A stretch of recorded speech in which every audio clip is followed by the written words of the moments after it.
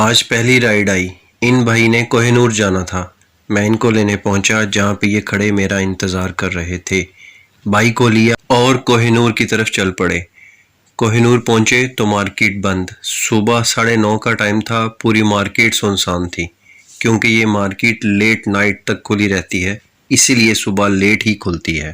ویسے بھی اب ٹرینڈ بن چکا ہے، لوگ راتوں کو جاگتے ہیں اور صبح دیر تک سوتے ہیں۔ میں نے بھائی کو ڈراپ کیا اور اگلی رائڈ کا ویٹ کرنے لگا۔ تقریباً 10 منٹ کے بعد رائڈ آ گئی۔ میں نے رائڈ ایکسیپٹ کی۔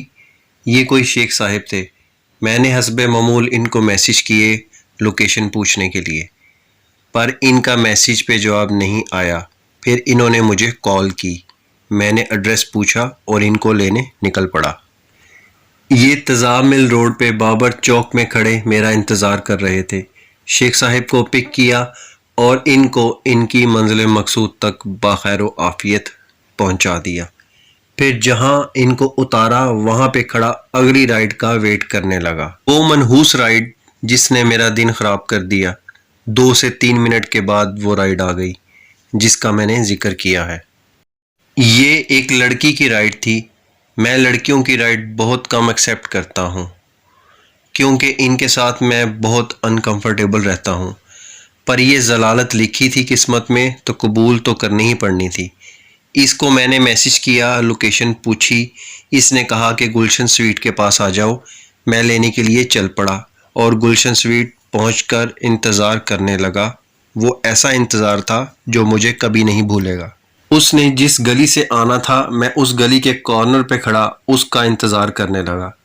کبھی ادھر دیکھوں کبھی ادھر، اور کبھی اس گلی کی طرف دیکھوں جس گلی سے اس نے آنا تھا، کبھی آگے اور کبھی پیچھے۔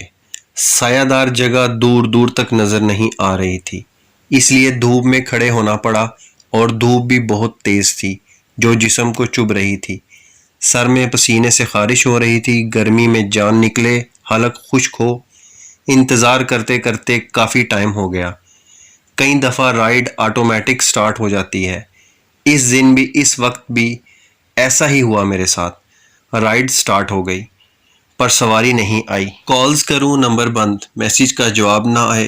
آخر جب میری بس ہو گئی تو 15 سے 20 منٹ کے بعد میں نے رائڈ کینسل کر دی۔ کمپنی نے اپنا کمیشن بھی 10% کاٹ لیا، میرا پیٹرول بھی لگا۔ وقت جو ضائع ہوا وہ الگ اور جو ضلالت ہوئی وہ فری میں۔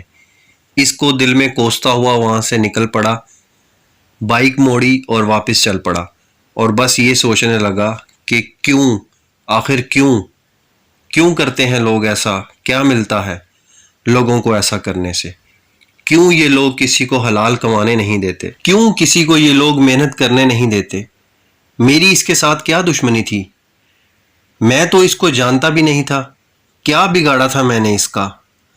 یہ اگر لڑکی نہ ہوتی تو میں شاید اس کا نمبر شو کروا دیتا، پر میری تربیت ایسی نہیں ہے۔ دماغ میں یہی سوچیں لیے بائک چلا رہا تھا کہ اچانک ایکسیڈنٹ ہوتے ہوتے بچ گیا۔ اللہ آپ کا شکر ہے کہ آپ نے بچا لیا۔ پھر سوچا کہ لعنت بھیجو، زندگی سے بڑھ کر کچھ بھی نہیں، جان ہے تو جہان ہے، اللہ اور دے دے گا۔ لیکن یہ سوال پورا دن میرے دماغ میں گھومتا رہا کہ آخر کیوں کیا اس نے